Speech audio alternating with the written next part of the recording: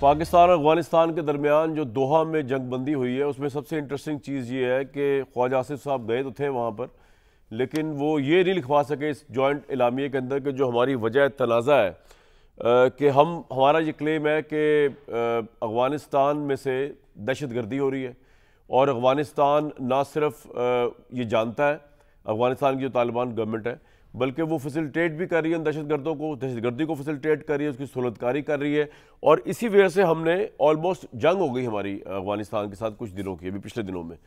तो मैं समझ नहीं आया ख्वाजा आसिफ साहब किस चीज़ का क्रेडिट लेते फिर रहे इसके अंदर। तो उन्होंने एक लफ्ज़ नहीं लिखवाया कि अफगानिस्तान ये रियलाइज़ करे कि ये वजह सारी ये है कि हम तो अफगान तालिबान रजीम के पीछे नहीं है। पाकिस्तान की ना इस्टेब्लिशमेंट की ये पॉलिसी है, ना पाकिस्तान की फ़ौज, ना पाकिस्तान की गवर्नमेंट, उनकी ये पॉलिसी नहीं है कि अफगानिस्तान का कोई एक चप्पा, कोई एक चेक पोस्ट भी जो है वो हम ले लें। ये हमारा तो ये प्लान ही नहीं है। हमने तो उल्टा सपोर्ट किया हमेशा अफगानिस्तान को। तो यहाँ पर तो एक नुक्ते पे कन्विंस करना था उनको। तो जंग बंदी तो पहले भी आर्जी हो गई थी, तो दोहा में मुलाकात का भी समझ नहीं आया। अभी पूछ लेते हैं। चैलेंजिंग सूरत हाल है ऑब्वियसली। ये सीज़ फायर कब तक रहेगा, क्योंकि अगर इंडियन फैक्टर शामिल है अफगानिस्तान की तालिबान गवर्नमेंट के साथ, तो फिर तो वो भी ओवर कमिटेड होंगे। जो कि वज़ीर ख़ारजा इंडिया के साथ जब इंडिया गए हुए थे तभी अटैक हुआ पाकिस्तान के ऊपर, उन्होंने अटैक किया और खैर मुँह की खाई, लेकिन अटैक उन्होंने किया which tells very loud and clear कि हिंदुस्तान क्या कर रहा है, अफगानिस्तान किस तरह उसकी रजीम जो आलाकार बन रहा है या बन चुका है। तो इस सारी सिचुएशन के अंदर बड़ी ट्रिकी सिचुएशन है। तो ये इसके ऊपर हम इस प्रेस रिलीज़ पे दोहा में हुआ है उसको किस हद तक हम समझ सकते हैं कि परमानेंट पीस है। कोई परमानेंट पीस ये नहीं है कि पाकिस्तान की जंगें और पाकिस्तान की फ़ौजें अफगानिस्तान की फ़ौजों के सामने आमने सामने है और हमारा कोई नेशनल इशू इस पर हम जंग करेंगे, जैसे कश्मीर का मामला है इंडिया के साथ। मसला तो है टेररिज्म का, जिसका हमारा क्लेम ये है कि अफगान तालिबान गवर्नमेंट जो उसको सपोर्ट कर रही है उसके मुताल्लिक़ खैर कोई एक लाइन भी इसके अंदर नहीं है। तो मुझे नहीं पता वाकई हुकूमत ने फिर वहाँ पर क्या किया है जाके। दूसरी तरफ एक बहुत बड़ा चैलेंज एक तो ये है कि ये जो सीज़ फायर है ये परमानेंट होता है या कुछ दिनों का होता है, इसलिए ये भी बदस्तूर चैलेंज रहेगा। और उसके साथ ही उतना ही बड़ा चैलेंज जो है सुहेल अफरीदी की गवर्नमेंट है, जो वफाकी हुकूमत की बहुत सी पॉलिसियों को रद्द करके आगे चलना चाहती है। वो ये आज कहा है उन्होंने बाज़ाब्ता इजलास में वज़ीर आला KP ने कि जी वफाकी हुकूमत की गलत पॉलिसियों की वजह से सूबे भर में एक दफ़ा फिर दहशतगर्दी आई है और वफाकी हुकूमत से हमें वॉर एंड टेरर के फंड समेत दीगर आइन हकूक़ नहीं मिल रहे। और उन्होंने तो खैर ये बात भी कह दी कि गुज़िश्ता आम इंतखाबात में जिन सरकारी अफसरान ने अवाम का साथ दिया उनके खिलाफ सख्त कार्रवाई होगी, लेकिन उसको भी एक लम्हे के लिए छोड़ देते हैं। सुहेल अफरीदी साहब जो है वो 25 अक्टूबर को उन्होंने अपना एक जरगा बुला लिया है जिसमें कबायली अमायदीन होंगे, जिसमें और लोग होंगे KP के, और मेरा ख्याल से वो अपना एक मैसेज देना चाह रहे हैं वफाकी हुकूमत को। अब वो मैसेज क्या हो सकता है ये किसी को नहीं पता। हमें ये भी पता है कि अफगानिस्तान KP के अंदर कुछ लोगों का वेस्टेड इंटरेस्ट है, वहाँ की बिजनेस, उनकी इकॉनमी चलती है अफगानिस्तान के साथ ताल्लुकात पर, लेकिन ऑब्वियसली नेशनल इंटरेस्ट से ऊपर जाके तो कोई हुकूमत कुछ नहीं कर सकती। अगर स्मगलिंग के नाम पर या ट्रेड के नाम पर अफगानिस्तान से इंपोर्ट हो रहा है टेररिज्म, तो पाकिस्तान ने तो एक्ट करना है। लेकिन सबसे पहले ये दोहा का जो एग्रीमेंट है इसके मुतालिक ज़रा जान लेते हैं। डॉक्टर तारिक फजल चौधरी साहब, अहमद अवैस साहब, सैयद मोहम्मद अली साहब ऐसा मौजूद है। अभी हम आपको इस्लामाबाद और KP में भी लेके जाएंगे, हमारे वहाँ पे बड़े सीनियर लोग खड़े हुए जो रिपोर्ट करेंगे कि अफगान महाजरीन को जो निकालने की एफर्ट है पाकिस्तान की, वो कहाँ तक पहुँची, कामयाब और नाकाम हुई है, और हालात क्या है KP के अंदर इस वक्त, पॉलिटिकल भी और टेररिज्म के फ्रंट को लेके भी। ये हम आपको भी लेके जाएंगे पेशावर और इस्लामाबाद में। लेकिन सबसे पहले डॉक्टर तारिक फजल साहब, इसमें कोई जिक्र ही नहीं है, बल्कि मैं आपसे पहले अगर मैं एक न्यूट्रल राय ले लूँ, सैयद मोहम्मद अली साहब, कोई जिक्र नहीं है दोहा के उसके अंदर, तो इस एग्रीमेंट को क्या समझा जाए? जी मैं आपसे मुत्तफिक हूँ। आपका जो स्केप्टिक व्यू है इस हवाले से कि ये कोई देरपा अमन की कोई जामिया या फ़ैसला कुन दस्तावेज़ नहीं है।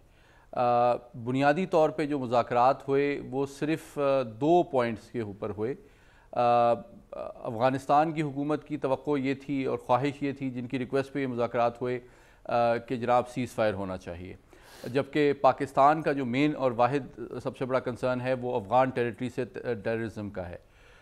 तो इसमें ये 2 बातें बहरहाल मौजूद हैं कि सीज़ फायर होगा। अभी ये सीज़ फायर जंग बंदी जो है या फायर बंदी जो है वो मुकम्मल देर पाम तक पहुँचेगी या नहीं, ये 25 को ये चीज़ें वाज़ेह होंगी। लेकिन दूसरी जानिब ये कि उनकी सरज़मीन हमारी ख़िलाफ़ दहशत गर्दी के लिए इस्तेमाल नहीं की जाएगी।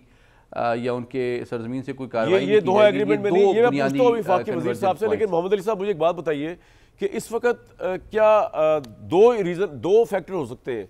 एक तो ये कि जो दहशतगर्द ग्रुप्स वहाँ मौजूद हैं जो पाकिस्तान में दहशतगर्दी कर रहे हैं, अफगान हुकूमत उनको इसलिए मजबूर है, अफगानिस्तान की तालिबान हुकूमत उनको सपोर्ट करने में या उनको रोक नहीं पा रही पाकिस्तान के खिलाफ दहशतगर्दी के लिए, कि अमेरिका के खिलाफ जंग में इन लोगों ने अफगान तालिबान रजीम को बहुत साथ दिया रजीम बनने से पहले।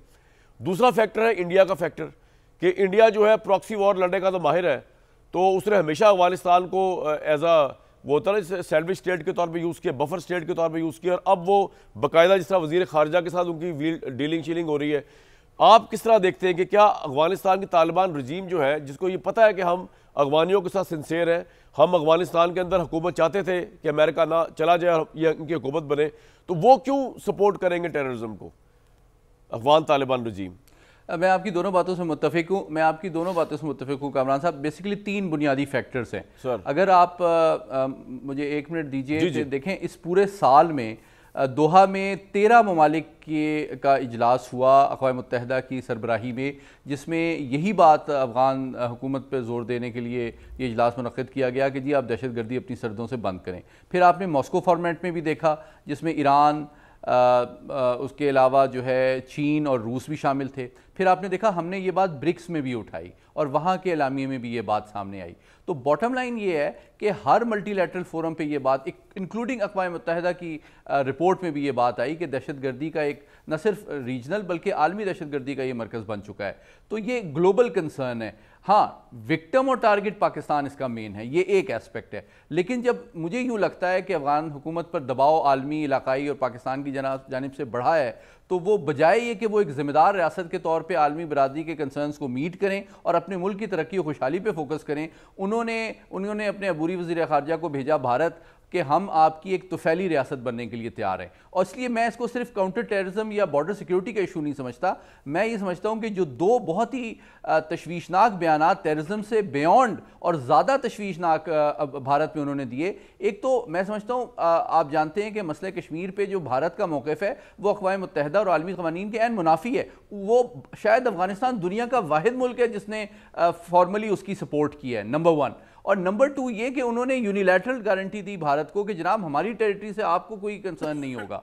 यही गारंटी तो हम उनसे मांग रहे हैं इतनी ज़्यादा उनके खिलाफ जवाबी कार्रवाई करके। अच्छा, इन तीनों चीज़ों को जब आप ऐड अप करके देखते हैं तो यूँ लगता है कि आलमी बरादरी के कंसर्न को मीट करने, अपनी आवाम की तरक्की और खुशहाली पे फोकस करने, पाकिस्तान के साथ सीपेक को एक्सटेंड करने के बजाय वो भारत की एक तुफैली रियासत या प्रॉक्सी बन के इस खित्ते को डिस्टेबलाइज करना चाहते हैं, उनसे कुछ डॉलर वसूल करना चाहते हैं। एक एस्पेक्ट ये है। दूसरा एस्पेक्ट जो है वो काबुल और कंधार की बढ़ती हुई, मैं समझता हूँ, पावर स्ट्रगल है, जिसमें कुछ कमिटमेंट्स और तवक्कुआत जो हैं वो बदस्तूर नज़रियाती एतबार से कंधार की हैं, लेकिन यूँ लगता है कि जो काबुल एडमिनिस्ट्रेशन है वो उसको मीट नहीं करना चाहती और वो भारत के जो फाइनेंशियल और मटीरियल सपोर्ट है उसको पाकिस्तान के साथ बरादराना ताल्लुकात से ज़्यादा अहमियत देती है। और तीसरा फैक्टर डेफिनेटली ये है कि उनकी आपस में हकीकत जो सबसे बड़ी वाज़े हुई है इस पूरे हफ्ते में कामरान साहब, वो ये है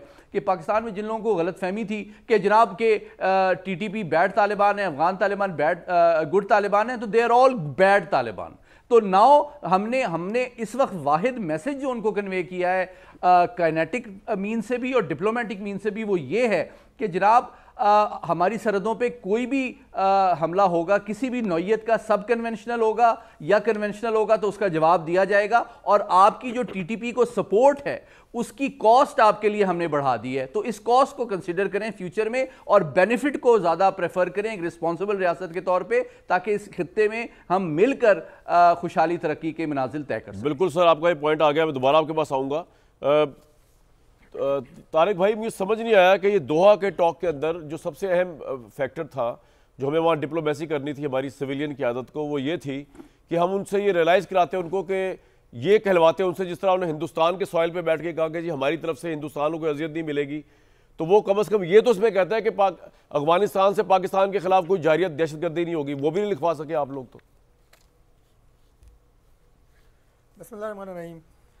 कामरान भाई, मैं बिल्कुल जो आपने सवाल किया है ज़रूर उस पर बात करूँगा, लेकिन इससे पहले मैं कतर का, अपने ब्रदर इस्लामी मुल्क का और तुर्किया का शुक्रिया अदा करता हूँ कि जिन्होंने इस मामले में इंटरवीन किया। अफ़गान तालिबान जो रजीम है उसने जब उनसे रब्ता किया तो उन्होंने इंटरवीन किया और दोहा में ये मुज़ाकरात जो है ये अमल में आए। देखें, अफ़गानिस्तान के हवाले से पाकिस्तान की जो पॉलिसी है वो बिल्कुल वाज़ेह है। मुज़ाकरात जब होते हैं तो बहुत सारी ऐसी बातें होती हैं जो one on one, face to face की जाती हैं, और जो हमारे दोस्त ममालिक इसमें इंटरवीन कर रहे हैं या जिन्होंने किया है वो इन मुज़ाकरात के इनडायरेक्टली गारंटर भी होते हैं, और जो वहाँ पे चीज़ें तय की जाती हैं या तय पाती हैं वो उनके गारंटर जो हैं वो जो होस्ट ममालिक होते हैं वो होते हैं, जिसमें कतर और तुर्किया का मैंने ज़िक्र किया।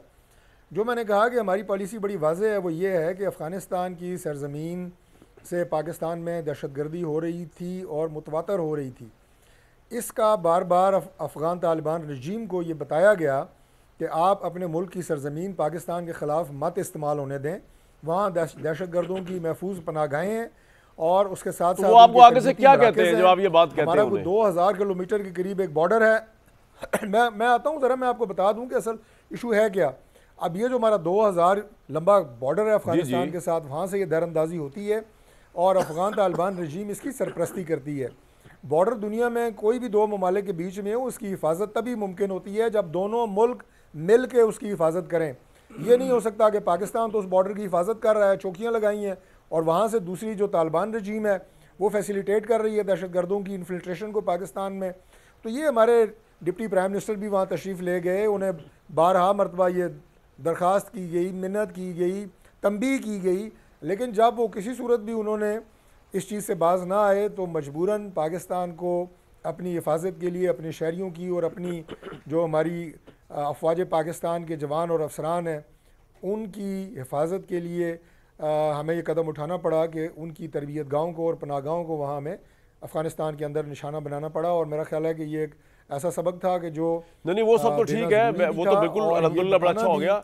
दो सवाल है, एक तो ये जब आप डिप्टी प्राइम मिनिस्टर या आपकी गवर्नमेंट जब तालिबान की वहाँ गवर्नमेंट से कहती है कि आपके यहाँ टेररिज्म हो रहा है, उनका जवाब क्या है? पहले एक सवाल मुख्तसर का जवाब ये दें, फिर अगला सवाल आपसे करता हूँ। जी, जाहिर है वो इस बात को जो आप दबे अल्फाज में तो कहते हैं कि जी हम देखेंगे या करेंगे, लेकिन वाज़े तौर पे तो ये मानने के लिए तैयार नहीं थे, जिसके उन्हें ठोस शवाहिद भी दिए गए, सबूत भी दिए गए। उन्हें जो हमारे पास इंटेलिजेंस बेस्ड इंफॉर्मेशन थी वो सारी उनसे शेयर की। तो तारिक भाई बात ये है कि जब आपने ये दोहा पीस डील के अंदर टेररिज्म का एलिमेंट नहीं डलवाया तो फिर ये तो जंगबंदी सिर्फ हुई है। जंगबंदी तो घर दोहा में जाने की क्या जरूरत थी, यहीं से जंगबंदी कर लेते। नहीं, मैंने आपको अर्ज़ किया है कि दोहा मुज़ाकरात के जो गारंटर हैं वो कतर गवर्नमेंट है, उसके साथ साथ तुर्किया है, दोनों हमारे ब्रदर इस्लामी ममालिक हैं, और वहाँ पे ये एश्योरेंस अफ़गान तालिबान रजीम की तरफ से दी गई है कि पाकिस्तान के अंदर अफ़गानिस्तान से दरअंदाज़ी नहीं होगी।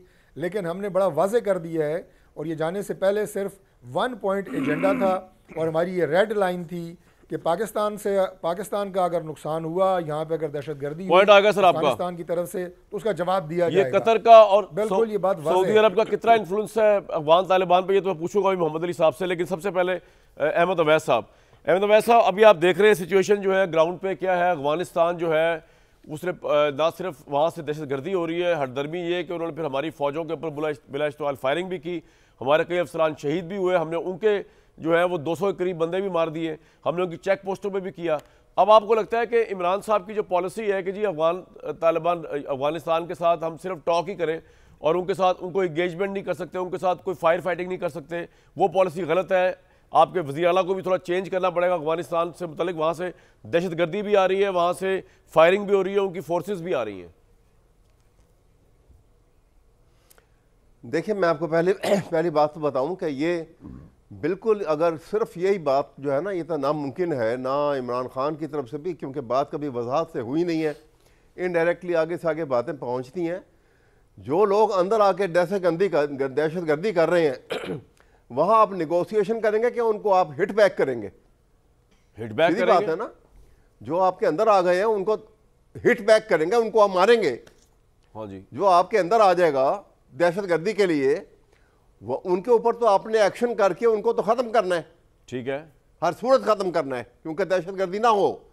हाँ, आपने नेगोशिएशन का दरवाज़ा खोलना है कि भाई उनसे बातचीत करें कि ये आप सिलसिला बंद करो। अगर इंडिया इंस्टिगेट कर रहा है, या जिस तरह भी सारी बात अभी अकील साहब की बात यहाँ जिस तरह हो रही थी कि वो इंडिया उनसे जो गठजोड़, ख़ास तौर पे वो उनका जो फॉरेन मिनिस्टर भी वहाँ मौजूद था और वो जो कुछ कर रहे हैं, क्योंकि इंडिया का टारगेट तो पाकिस्तान है और वो इस्तेमाल कहीं भी जहाँ उनको मौका मिलेगा वो इस्तेमाल कर रहे हैं। इसलिए जो पहले यहाँ पे सूरत हाल थी, देखिए जो बात आज ये कतर में जो दोहा में जो बातचीत तो अब शुरू हुई है, आप देखिए ये बात जब मैंने आपसे याद होगा कि मई में जब वहाँ पाकिस्तान ने बड़ा सक्सेसफुली उनको इंडिया को मारा था एयर बैटल के अंदर, तो मैंने उसके बाद आपसे बार बार कहा था कि ये सिलसिला वो जख्म चाट रहा है वो ये आपने कहा था। लेकिन मेरा आपसे एक सवाल है सर, अक्टूबर नवंबर ये आपने कहा था, आप जिस बात को हिट बैक कह रहे हैं वो है इंटेलिजेंस बेस्ड ऑपरेशन, जिसको इमरान खान और सोहेल अफरीदी दोनों जिसके अगेंस्ट है, और अब वो 25 अक्टूबर को एक जरगे में पता नहीं क्या फैसला इसके अगेंस्ट नहीं है जी। नहीं यही कह रहा हूं आपके, इसके अगेंस्ट नहीं हो सकते। आप देखिए तो फिर जो अंदर आकर टेररिज्म कर रहे हैं उनको हमको खाना खिलाएंगे। कोई ऑपरेशन नहीं हो रहा सर। वो था कि इमरान जब कहता था कि नेगोशिएशन करें, हम उसको रिटेलिएट करते थे कि जी ये क्यों कह रहे हैं नेगोशिएशन करें। ये बात गलत थी। Negotiation has to be open. अब हुई ना शुरू, देखें नेगोशिएशन अब भी हो रही है। जो टेररिज्म होगी, अभी भी उन टेररिस्ट जो एक्टिविटी के मतलब वो गोलमोल बात कर गए हैं। अभी चलो अभी बात ही नहीं की, गोलमोल का बात जिक्र ही कोई नहीं है। जब तक ये चीज, हाँ जिक्र ही कोई नहीं है, मैं यही बात कर रहा हूं। बात असल तो यही है। इसलिए जो पाकिस्तान की सरजमीन के अंदर आकर टेररिस्ट एक्ट करेगा, उसके साथ तो आयरन फिस्ट के साथ आपको डील करना ही पड़ेगा। इसमें तो कोई दो राय नहीं है। खान साहब ये भी कहते हैं अफगानिस्तान की तो 400 साल की हिस्ट्री है, उनको तो कोई हरा नहीं सका। और भाई हम कौन सा को फतह करने जा रहे हैं? ये इतनी डीमोरलाइजिंग गुफ्तगू क्यों होती है तहरीक इंसाफ की तरफ वो ये हिस्ट्री वो जंग की है। देखिए वो ये था कि जिस तरह भी आप एक जंग की शक्ल बना रहे थे, वो वहां दलदल है, हम उससे अवॉइड करेंगे और वो अच्छा होगा। हमने तो वहां कब्जा कर थोड़ी गए, वो हम पे अब अटैक करे तो हम चूड़ियां तो नहीं पहन सकते ना सर। जवाब देना पड़ेगा ना। फिर अफगानिस्तान की 800 साल की हिस्ट्री हो, अफगानिस्तान बदल लेंगे फिर। अफगानिस्तान अटैक, ये देखिए इसके ऊपर कोई सेकंड ओपिनियन नहीं है। अफगानिस्तान की ना अफगानिस्तान वहां से अटैक करेगा, वो यही हरकत इंडिया उनसे करवाएगा जो हमें जिसकी एप्रीहेंशन आपका सर पॉइंट आ गया कि वो टेररिस्ट एक्टिविटी यहाँ पे शुरू करवाएगा। सर पॉइंट आ गया, इसके अलावा और कुछ नहीं होगा। तारिक भाई मुझे बताइए कि इसमें क्या बुरी बात है? वो तो इमरान ने कोई ऐसी बात नहीं की, तहरीक साहब भी ये बात नहीं कह रही। अभी बल्कि सोहेल अफरीदी ने कहा कि हम तो महाजरीन के जाने पे भी वफाक की पॉलिसी के साथ खड़े हुए। तो आप बिला वजह इनको कभी टेररिस्टों के साथ मिला रहे, आप खुद डिवीजन पैदा कर रहे हैं केपी की अवाम में। उस तहरीक इंसाफ जैसी पार्टी को बार बार टेररिस्ट कहना, कभी वो तलाल चौधरी साहब आ जाते हैं, कभी वो तारड़ साहब आ जाते हैं प्रेस टॉक करने कि ये सहूलतकार है टेररिस्टों के। मतलब आप केपी की अवाम को क्या मैसेज दे रहे हैं कि भाई तुम लोग टेररिस्ट हो, तुमने एक टेररिस्ट पार्टी को इलेक्ट किया है। तो किस तरह आपको अवाम की वो मिलेगी? आप तो बिगाड़ रहे हैं खेल, खासतौर पर जो पोलिटिकल गवर्नमेंट है। पता नहीं आप क्या गेम खेल रहे हैं, मुझे समझ नहीं आई। एक कमरान भाई 2/3 मेजॉरिटी पार्टी को टेररिस्ट कहेंगे। हमें बिल्कुल शौक नहीं है किसी को लेबल करने का, किसी भी सियासी जमात को कि वो कोई गद्दार हैं या टेररिस्ट हैं। लेकिन जो दहशतगर्दों की सहूलतकारी करेगा, चाहे वो कोई सियासी जमात हो, चाहे वो कोई NGO हो, चाहे वो कोई आम शहरी हो, उसे एक्सपोज किया जाएगा और करना चाहिए। अब अवैध साहब का भी ताल्लुक पाकिस्तान तहरीक इंसाफ से ही है और बड़े वफादार साथी हैं इमरान खान साहब के। नहीं, लेकिन तहरीक इंसाफ में कौन ऐसा गद्दार है पाकिस्तान का जो दहशतगर्दों की मदद कर रहा है? हमें नाम तो देना उनका। एक मिनट, नहीं मैं आपको बता देता हूँ, ज़रा थोड़ा मुझे मुकम्मल करने जी। मैं ये अर्ज़ कर रहा हूँ कि अवैध साहब ने आपके प्रोग्राम में दहशतगर्दी के हवाले से जिस पॉलिसी का जिक्र किया है, मैं उसे सपोर्ट करता हूँ। वो कह रहे हैं इमरान की यही पॉलिसी है, ताल्लुक तहरीक इंसाफ से हो। और वो पॉलिसी क्या है सुने ना जी, मुझे आप जरा जी। वो पॉलिसी ये इन्होंने बताई है कि जो दहशतगर्द पाकिस्तान में आया है दहशतगर्दी की नीयत से, उसका कलाकमा करना ज़रूरी है, उसे मारना ज़रूरी है और वो बाय फोर्स होगा। यही गवर्नमेंट की पॉलिसी है। और अगर अफ़गानिस्तान से मुज़ाकरात की बात है तो मुझे अब तो दो नुकते हैं उसमें। मैं जब आपको बता रहा हूँ कि हमारे prime minister, deputy prime minister Dar साहब वहाँ तशरीफ़ लेके गए। अभी ये जो हमारे 11 जवान और एक कर्नल साहब और एक मेजर साहब शहीद हुए हैं, उससे पहले ख्वाजा साहब की ड्यूटी प्राइम मिनिस्टर साहब ने लगाई थी कि आप काबुल जाएँ और जाके बात करें। हमने कभी बातचीत से इनकार नहीं किया। लेकिन इमरान खान साहब की जो पॉलिसी, जिसको हम कह रहे हैं कि वो दहशतगर्दों की सहूलतकारी है, वो ये है, वो कहते हैं जनाब कि सिर्फ इनसे बातचीत हो, जो आपकी सरजमीन के अंदर हथियार उठा के लड़ रहे हैं उनसे बातचीत हो। उनसे कैसे बातचीत हो सकती है जो उस नीयत और इरादे के साथ यहाँ आए हैं, बम फाड़ रहे हैं, खुदकुश हमले कर रहे हैं, हमारी चौकियों पे हमले कर रहे हैं। उनकी सहूलतकारी जो है वो दहशतगर्दों की सहूलतकारी है, ये बड़ी वाज़ेह बात है। नहीं, आप वो कह रहे हैं कि जो हमारे शहरियों पे केपी के अंदर जो हमला कर रहे हैं वो तहरीक इंसाफ सहूलतकारी कर रही है, आप ये कह रहे हैं? ये तहरीक इंसाफ उनके खिलाफ ऑपरेशन की मुनाफी है। तहरीक इंसाफ कह रही है कि उनके खिलाफ ऑपरेशन मत करें, उनसे बातचीत करें। ये वो सहूलतकारी है जो पाकिस्तान में मौजूद दहशतगर्दों की जा रही है, जिसको हम एक्सपोज भी कर रहे हैं। क्विकली बताइएगा, फिर मैंने आगे जाना है। Your response to this allegation. ये नहीं कह रहे, दूसरी बात समझ रहे हैं आप, दूसरी बात समझ रहे हैं। मैं जल्दी से एक और बात अर्ज कर दूं कमरान भाई, वो ये है कि नेगोशिएशंस ये अभी भी तो हो रही है ना, हम तो उनके खिलाफ नहीं है, बात कर रहे हैं, लेकिन ये तालिबान जो अभी नेगोशिएशंस पे आए हैं, ये पाकिस्तान ने जो उन्हें सबक सिखाया उसके बाद आए हैं। ये बात वाज़ेह होनी चाहिए। वो मिन्नत तरला करने से और लेवी डवी होने से उन्होंने बाज नहीं आना था। उन्हें पता लगा है कि पाकिस्तान विल रिटेलिएट, और मुज़ाकरात में भी हमने ये कहा है कि वी विल अगेन रिटेलिएट अगर आपकी सरजमीन से यहाँ पे दरअंदाजी हुई और दहशतगर्दी हुई। और आखिरी बात, ये जो बहुत कहते फिरते हैं ना जनाब कि अफ़गानिस्तान जनाब 400 साल हिस्ट्री तो फलाना, हम उसकी कदर करते हैं। हम अफगान कौम के खिलाफ नहीं है, अफगानिस्तान के खिलाफ नहीं है। ठीक है, पॉइंट आ गया आपका। अफगान तालिबान रजीम के खिलाफ है सर, आपका पॉइंट आ गया। मैं आपको अर्ज कर दूं कि जिन जंगों का बड़े फख्र से अफगानिस्तान जिक्र करता है कि पाकिस्तान की सपोर्ट से जीती गई है, पाकिस्तान ने उसने साथ दिया है अफगानिस्तान। बिल्कुल ठीक है सर, आपका पॉइंट आ गया। फतवात होती रही, पाकिस्तान हर कदम पे अफगानिस्तान और अफगान अवाम के साथ खड़ा रहा। मोहम्मद अली साहब, बड़ी होप है वफाकी वजीर साहब को कि कतर जो है ना और सऊदी अरेबिया, उसका बड़ा इन्फ्लुएंस होगा, और जो बैकडोर में ये गारंटीज दे दी गई होंगी कतर और सऊदी अरेबिया के इन्फ्लुएंस की वजह से अफगान तालिबान पे कि दहशतगर्दी के लिए जगह इस्तेमाल नहीं होगी, चाहे एग्रीमेंट में, दोहा एग्रीमेंट में लिखा है या नहीं लिखा। कतर और सऊदी अरेबिया का क्या इन्फ्लुएंस है सर अफगान तालिबान पे किस हद तक? देखिए, मैं ये समझता हूँ कि ये जो मुआहिदा है इसकी बुनियादी जो वजह है वो पाकिस्तान की बरवक्त और भरपूर जवाबी कार्रवाई है, जिसने काबुल इंतज़ामिया को मजबूर किया कि जनाब वो पाकिस्तान से रिक्वेस्ट करे। डायरेक्टली जब हमने उसको नहीं एंटरटेन किया तो वो इनडायरेक्टली गए। Let me also explain the context. अच्छा, कि वो कतर के पास, तुर्की के पास और ममालिक के पास भी गए कि जनाब आप प्लीज़ पाकिस्तान से हमें बचाएं। तो जब उन्होंने कहा कि जी पाकिस्तान को कि आप प्लीज़ जंगबंदी कर दें, तो उन्होंने कहा हम जंगबंदी, हमें तो जंग करने का कोई शौक़ नहीं, जिस तरह आपने भी कहा, हम तो सिर्फ, और हम आपसे जंग कर भी नहीं रहे हैं, हम अफगानिस्तान से और अफगान अवाम से तो कर नहीं रहे हैं, हम तो सिर्फ उन दहशतगर्दों को सर्जिकल स्ट्राइक के जरिए हिट कर रहे हैं जो कि पाकिस्तान पे रोज़ाना हमले कर रहे हैं। तो हमारा आपसे तो कोई मसला ही नहीं है, बल्कि मैं आपसे तवक्को ये करता हूँ आप मिलकर इस कॉमन दुश्मन का मुकाबला करें। तो हम तो जंग कर ही नहीं रहे हैं, और आप अगर ये गारंटी देते हैं कि आपकी सरजमीन से कोई हमला हम पे नहीं होगा, वो TTP करे, अफगान तालिबान करे, दाइश करे, अलकायदा करे, PLA करे, जो मर्जी करे, अगर अफगान सरजमीन से, मैं कह रहा हूँ कामरान साहब, कोई हमला होगा तो हम उसका जवाब देंगे। अगर आप ये गारंटी देते हैं कि नहीं होगा तो हम सीज फायर करते हैं। लेकिन एक बात करनी मुझे इससे ज्यादा इंपॉर्टेंट है कामरान साहब, और वो ये है कि ये गारंटी वो कैसे दे रहे हैं।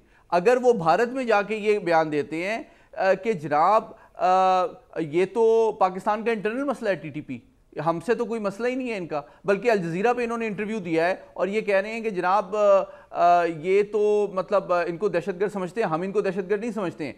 कहने का ये मतलब है कि मुझे एहतमाल ये है कि ये गारंटी इंटरनेशनल फैसिलिटेशन के बावजूद ये अपनी स्पेस ओपन रखना चाहते हैं कि अगर फ्यूचर में TTP की जानिब से, BLA की जानिब से कोई कार्रवाई हो तो ये उनको सिंपथी और सपोर्ट प्रोवाइड करेंगे ताकि पाकिस्तान के रिस्पॉन्स को वो अपोज कर सकें। मुझे एहतमाल इस बात का है कि इस वक्त ये खुशाइन बात है कि सीज फायर हुआ है, लेकिन जो कमिटमेंट है अफगान तालिबान की जानिब से regarding TTP, BLA and Daesh, वो मैं समझता हूँ क्वेश्चनेबल है। हाँ, अच्छी बात इसमें यह है कि अब इसके गवाह जो हैं, इसके विटनेस जो हैं, कतर और तुर्की भी हैं, तो अब अगर वो वायलेशन उनकी तरफ से होगी तो वो सिर्फ पाकिस्तान के साथ नहीं, वो उनको दुनिया में भी, मुस्लिम दुनिया के सामने भी मजीद आइसोलेट और एम्बैरस आप भी सब लोग मेरे साथ रहिए। मैं क्विकली पेशावर और इस्लामाबाद से जरा महाजरीन का मंजरनामा जानने की कोशिश करता हूँ, क्योंकि ये भी एक बड़ा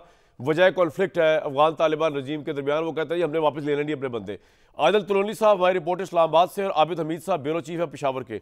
आबिद भाई, सबसे पहले तो ये बताइए कि हमारे पास ऑब्वियसली कोई एग्जैक्ट फिगर तो ये तो हमें पता है कि 16 लाख के करीब महाजरीन को हमने 16 अक्टूबर से पहले पहले भेज दिया है वापस, लेकिन अभी हमारे पास एग्जैक्ट डाटा तो नहीं है कि कितने लोग अभी भी मौजूद हैं महाजरीन जिन्होंने जाना है पाकिस्तान से बाहर वापस अफगानिस्तान। देखें, बहुत बड़ी तादाद अभी भी मौजूद है। खैबर पख्तूनख्वा, पंजाब, सिंध, गिलगित बल्तिस्तान, आज़ाद जम्मू कश्मीर से तो लोग भेजे गए हैं, लेकिन अगर आप बात करें खैबर पख्तूनख्वा से तो यहाँ पे तो अभी तक कोई कार्रवाई नहीं हुई। 12 से 13 लाख के करीब जो है अफगान महाजिन अभी भी खैबर पख्तूनख्वा में मौजूद हैं, और इसमें से 3.5 लाख वो लोग हैं जो बग़ैर किसी शिनाख्त, बग़ैर किसी दस्तावेज़ात कि यहाँ पर गैर कानूनी तौर पर रह रही हैं। सूबाई हुकूमत का मौक़िफ़ है कि उनको हम ज़बरदस्ती नहीं भेजेंगे। अगर ये बराज़ा रग़बत यहाँ से जाते हैं, अपनी मर्ज़ी से जाते हैं, तो उसके बाद इसको भिजवाया जाएगा। गुज़िश्ता रोज़ जो वफाकी हुकूमत ने यहाँ पे अफगान महाजिन कैंप जिसकी तादाद तकरीबन 42 थी वो तमाम के तमाम ख़त्म कर दिए हैं, और उसके बाद जो है कहा गया था सूबाई हुकूमत को कि यहाँ से भिजवाएँ इनको। मुज़म्मिल असलम जिनको नामज़द किया था सुहेल आफरीदी ने, वज़ीर आला खैबर पख्तूनख्वा ने, वो वज़ीर आज़म के ज़ेर सदारत इजलास में शरीक हुए, और उसमें उन्होंने वहाँ पर ये कहा कि जिस तरीके से आप लोगों ने एक कैंप ख़त्म किया गया है, इससे ये दहशत गर्दी रुकेगी नहीं, बढ़ेगी। और उनका ये दावा है कि उनका ये मौक़िफ़ वहाँ पर माना गया था। खैबर पख्तूनख्वा हुकूमत का भी ये मौक़िफ़ है। हमारी गुज़िश्ता रोज़ वज़ीर आला सुहेल आफरीदी से जो बात हुई तो उन्होंने भी ये कहा कि अफगान महाजिन के हवाले से हम कोई ज़ोर ज़बरदस्ती नहीं करेंगे, नहीं तो जो यहाँ से जाना चाहते हैं। अच्छा चले, आपका पॉइंट आ गया, मेरे साथ रहेगा। आदिल तलोनी साहब, अभी आज खबर चल रही थी कि जी वो जो बरी इमाम साहब की जो दरगाह है वहाँ से कोई 21 अफगान लोगों को पकड़ा गया, शहरियों को डिपोर्ट करने की नीयत से। वफाकी हुकूमत का क्या एजेंडा है और इस्लामाबाद में कितनी प्रेजेंस है इनकी? अगर केपी की हुकूमत नहीं मानती, वफाकी हुकूमत का क्या एजेंडा है आपके ख्याल में आबिद साहब, आदिल साहब? जी देखिए, वफाकी हुकूमत ने तो अगस्त 2025 के बाद जो है वो अफ़गान महाजरीन को वफाकी दारुल हुकूमत और मुल्क भर से मुकम्मल तौर पर निकालने का असूली फ़ैसला जो है वो कर लिया था। वक्तन फ़वक्तन जो है वो इस्लामाबाद में भी गैर कानूनी तौर पर जो अफ़गान महाजरीन हैं उनके ख़िलाफ़ ऑपरेशन होते रहे और उनको पकड़ कर वापस डिपोर्ट किया जाता रहा। गुज़श्ता रोज़ इसी तरह बरी इमाम के इलाके में जब ऑपरेशन हुआ उस दौरान मुज़ामत हुई। मुज़ामत के नतीजे में रात गए तक ये ऑपरेशन जो है वो जारी रहा है, जिसमें तकरीबन सिर्फ बरी इमाम की मैं बात करूँगा, बरी इमाम के इलाके में 21 अफ़गान महाजरीन को पकड़ा गया है। इसी तरह अभी इस्लामाबाद का जिस तरह के दीगर इलाका है वहाँ पर अभी भी अफ़गान महाजरीन जो हैं वो बड़ी तादाद में मौजूद हैं, जबकि वज़ारत दाखिला की जानिब से ये फ़िगर दिया गया है कि कल की तारीख में तकरीबन 2500 के करीब अफ़गान महाजरीन जो हैं उनको डिपोर्ट किया गया है। तो इनको पकड़ के सीधा डिपोर्ट कर देते हैं, इस तरह हो रहा है। और आपके ख्याल में इस्लामाबाद में कितनी प्रेजेंस होगी अफगानियों की? जी देखें, अभी भी अफ़गानी जो शहरी हैं उनकी बड़ी तादाद यहाँ पे मौजूद है। जिस तरह के इस्लामाबाद की अगर आप सेक्टर की बात करें तो G9 सेक्टर में अभी भी अफ़गान महाजरीन मौजूद हैं। इसी तरह I10 जो है वहाँ पर भी मौजूद हैं। सब्जी मंडी में भी अफ़गान महाजरीन बड़ी तादाद में मौजूद हैं। इसके अलावा गोल्डा का मेरे साथ ही रहेगा आबिद साहब। अगर केपी की गवर्नमेंट ताउन नहीं करती तो फिर क्या होगा? केपी की गवर्नमेंट का ताउन करना जरूरी है? वफाकी हुकूमत या हमारी जो एजेंसीज हैं वो भी इनको भेज सकती है, डिपोर्ट कर सकती है जबरदस्ती?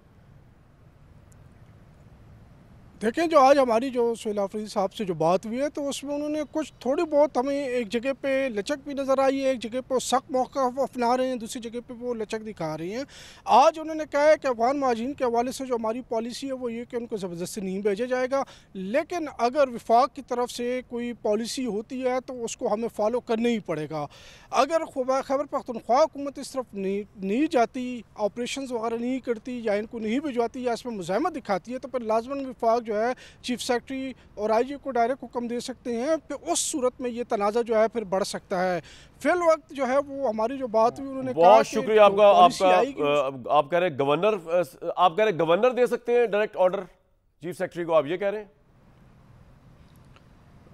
अगर विफाक से आती है तो चीफ सेक्रेटरी को विफाक से डायरेक्ट ऑर्डर आ सकते हैं। मैं एक ब्रेक लूंगा। ब्रेक के बाद बहुत सवालात हैं कि महाजरीन के ऊपर जो है वफाकी हुकूमत प्रैक्टिकली क्या कदम करेगी अगर सुहेल आफरीदी साहब इनकार कर दें ज़बरदस्ती अफगानियों को भेजना, और ये भी जानने की कोशिश करेंगे कि तहरीक-ए-इंसाफ ऐसा क्यों कर रही है।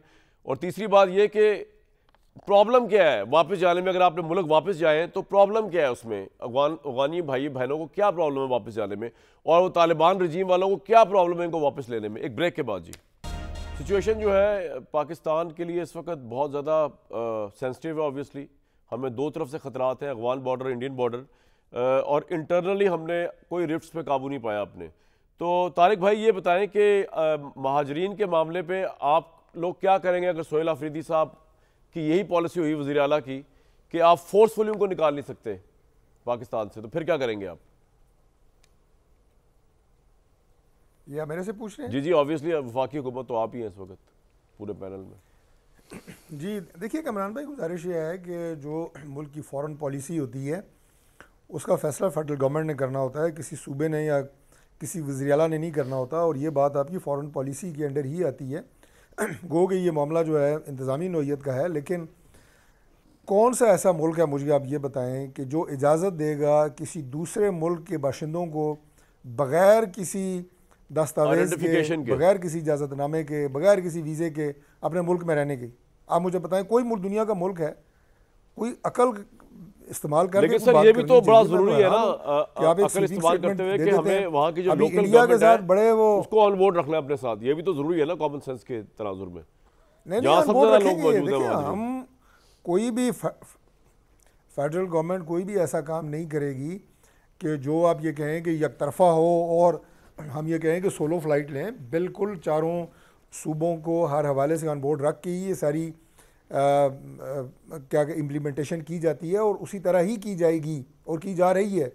और इसमें किसी को ना तो नाराज़ होने की ज़रूरत है, पॉइंट आ गया जी, और ना किसी को इसमें कोई ये कहने की ज़रूरत है कि हम इसमें कोई पर्सनलाइज हो के ये कर रहे हैं। ये पाकिस्तान के मफाद में है कि ऐसे लोग जिनका यहाँ पे कोई उनकी मुद्दत, बिल्कुल ठीक है सर, आप भी कह रहे हैं प्यार मोहब्बत से करेंगे। आप मुझे ये बताएं कि इंडिया के साथ अभी उनकी बड़ी बड़ी पींगें बढ़ रही हैं। इंडिया को दे ना जरा 2 लाख बंदा अफगानिस्तान का कि ये आप रखें जरा बगैर किसी सही बात वीजे के और बगैर किसी तो 10 बंदे रखने के लिए तैयार नहीं होंगे वो। बिल्कुल सही है, बिल्कुल सही है। अवैध साहब पूरी दुनिया, मतलब एक स्टेट का मामला है, किसी का जाती मामला तो नहीं है। हमारे जो प्राइम मिनिस्टर है पूरी दुनिया उनकी तारीफ कर रही है। कल मैंने गार्डियन की खबर चलाई थी, वो कह रहे हैं शर्म शेख में जिस तरह शहबाज शरीफ साहब ने डील किया है डोनाल्ड ट्रंप को, ऐसे किसी ने किया ही। आज CNN की रिपोर्ट आई हुई है, शानदार सफारतकारी से पाकिस्तान ने अमरीकी से डोनाल्ड ट्रंप को अपना हमनवा बना लिया। अगरचे आर्मी चीफ की बहुत तारीफ की गई इस रिपोर्ट के अंदर, ट्रंप फातहीन को पसंद करते हैं, उन्होंने फील्ड मार्शल आसिफ मुनीर में फौरी फैसला करने वाले फातह को देखा, वो बात सही है। लेकिन साथ साथ जो शानदार सफारतकारी और जिस तरह डील किया है कि साबिक प्राइम मिनिस्टर, साबिक अमेरिकी सदर जो बाइडन ने अपनी पूरी मुद्दत में पाकिस्तान के किसी वज़ीर-ए-आज़म को फ़ोन तक नहीं किया या फ़ोन नहीं सुना, और यहाँ पे शहबाज शरीफ ने उंगलियों में नचाया हुआ ट्रंप को। तो सर आप सपोर्ट इस मसले में कम से कम आप लोग प्राइम मिनिस्टर वगैरह की ना इस्तेसी करें और इनको सपोर्ट करें, क्या ख्याल है वैसा? पूरी दुनिया को सैर मुब्तला कर लिया अपने शहबाज साहब ने। कामरान साहब अगर इजाज़त देंगे तो ये अफगानिस्तान का जो इशू चला था मेरे ख्याल में बहुत अहम ये है, महाजरीन का इशू। अगर मैं पहले इसके ऊपर बात कर जी प्लीज़ प्लीज़ प्लीज़ इस पर देखिए, मैं इसलिए ये बात कर रहा हूँ कि देखिए ये इशू जो है ना, ये अभी डॉक्टर साहब भी बात कर रहे थे कि ये जी इतने तादाद में लोगों को रखना, कौन सा दुनिया के मुल्क ने ऐसा किया है। लेकिन जो ग्राउंड रियलिटी है कि 30-35 साल से ये लोग यहाँ पर हैं और आए थे, वो UN कवर के अंदर थे और बैठे थे, किसी ने नहीं पूछा, किसी ने निकाला नहीं, उसके किसी में रीज़न में नहीं जाता। लेकिन मैं आपको इतना कहूँगा कि किसी भी इंटरनेशनल लॉ को सामने रख लीजिए, जब लोग यहाँ पे आके कैंप्स में बैठ के यहाँ उनके इतने अरसे से यहाँ उनकी शादियाँ हुई, बच्चे हुए, बच्चे जवान हो गए, बच्चों के बच्चे हो गए और वो उनको पाकिस्तान के ID कार्ड्स मिल गए, तो मैटर इतना सिंपल नहीं है जितना कि आप एक उंगली उठा के आप कहें कि सब निकल जाओ और सब निकल जाए। ये कोई वो इलेक्ट्रिक स्विच ऑन ऑफ करने वाली बात नहीं है। ये गलती जो है, जिसको मैं समझता हूँ कि ये ब्लंडर ऑफ 24 जो थी वो उसने अनवारुल्लाह काकड़ ने की थी, केयर टेकर प्राइम मिनिस्टर के होने की हैसियत से उसका कोई काम नहीं था। ये जिस तरह गवर्नमेंट अब बनी हुई है, ये जिस तरीके से ये बड़ा एहतियात से टू हैंडल विद केयर वाला इशू था, इसको बड़े एहतियात से चलाना चाहिए था और इसका कोई हल निकाल के आराम आराम से इनके इवैक्यूएशन का तरीक़ेकार होना चाहिए था। अब भी जो किया जा रहा है अभी वो आपको सॉर्टिंग करनी पड़ेगी कि कौन कितने अब इसमें तो जिनको आप पाकिस्तानी अब कहेंगे, अब वो अफगानी तो नहीं है। जो लोग यहाँ के आईडी कार्ड यहाँ पैदा होने के बाद अब अमेरिका में बच्चा पैदा होता है वो भी अमेरिकन नहीं कहलाता है, जो जर्मनी में पैदा होता है या यूके में पैदा होता है वो वहाँ का ही सिटीजन कहलाता है। तो हम यहाँ पे इतना अरसा रख के उनको आप उठा के धकेलेंगे। पॉइंट आ गया, मैं इसलिए कह रहा हूँ कि ये बड़ा जरूरी पॉइंट आपने उठाया। अगर आप इजाजत दें मैं इस पर कमेंट ले लूँ। सबसे पहले तो मोहम्मद अली साहब आप फरमाइए, वो अवैध साहब कह रहे हैं दुनिया का कौन सा इंटरनेशनल लॉ है जो ये कहता है कि जो लोग 30-35 साल से एक जगह पे रह रहे हो अब उनको आप एकदम जो है कहीं निकल जाए और उसके बाद जो उनके बच्चे पैदा हो गए अंदर शादियों के बाद, वो तो पाकिस्तानी शहरी कहलाएंगे। What's your take sir? सबसे पहले मोहम्मद अली साहब। देखिए, मेरी ज़ाती राय है वो थोड़ी मुख्तलिफ है इसमें। वो ये है कि देखें, इसमें इशू कोई किसी कौमियत, किसी मज़हब, किसी नस्ल के साथ कोई तासुब नहीं है। बात दरअसल ये है कि जिस तरह अभी डॉक्टर साहब ने भी कहा कि भाई दुनिया में अगर कोई अफ़गानी आते हैं पाकिस्तान में, इस्लामाबाद में मसलन किसी ने रेस्टोरेंट खोला हुआ है, कोई टैक्स, मैं बल्कि आपको बताना चाहता हूँ, मैंने एक पेपर लिखा था NDU में कोई 12-13 साल पहले कि जो अफ़गान महाजरीन पाकिस्तान आए थे तो पाकिस्तान की जो टेक्सटाइल की एक्सपोर्ट्स हैं बढ़ गई थी। सॉरी ये जो कारपेट वीविंग की इंडस्ट्री है वो उसमें स्पेशलाइज करते हैं, उसकी एक्सपोर्ट्स बढ़ गई थी। तो कहने का मतलब ये है कि जो स्किल्ड मैन पावर आ रही है, मैं पहले ये जवाब दे दूँ अभी जो साहब ने बात की। देखें, अमेरिका में, यूरोप में, ऑस्ट्रेलिया में जो G7 कंट्रीज़ हैं या डेवलप्ड वर्ल्ड है, वहाँ अगर आप इमिग्रेशन के लिए अप्लाई करते हैं तो वो क्या देखते हैं? वो 3 चीज़ें देखते हैं। मैं दुनिया के 18 मुल्कों में गया हूँ, मैं अमेरिका बरतानिया में बहुत साल रहा हूँ भाई। वो देखते हैं कि बंदा लॉ अबाइडिंग सिटीज़न है, उसके वो कोई क्रिमिनल तो नहीं है। नंबर 2, वो सॉल्वेंट है, वो आके हमारे ऊपर कोई लाइबिलिटी तो नहीं बन जाएगा। और तीसरी बात, वो उस सोसाइटी के लिए क्या वैल्यू एडिशन तो करता है। अफगान जो है स्किल में, पैसे में 25 लाख अफगान जो रह गए आपके ख्याल में इनमें से कोई क्वालिटी इनमें नहीं है? नहीं, ये नहीं, मैं यही बात कर रहा हूँ कि जो रह गए हैं उसमें से जो क्रिमिनल हैं या जो इलीगल हैं, जो के पाकिस्तान के अंदर दहशतगर्दी, ब्लैक मार्केटिंग, स्मगलिंग का जरिया हैं, हम तो उनकी बात कर रहे हैं। अगर कोई अफगानी यहाँ पे इलाज के लिए आया हुआ है या कोई अफगानी जो है वो यहाँ यूनिवर्सिटी में तालीम हासिल कर रहा है, मेडिकल कॉलेज में पढ़ रहा है, तो उसको तो नहीं हम निकाल रहे हैं। जी अवैध साहब, आप क्या कहना चाह रहे हैं क्विकली?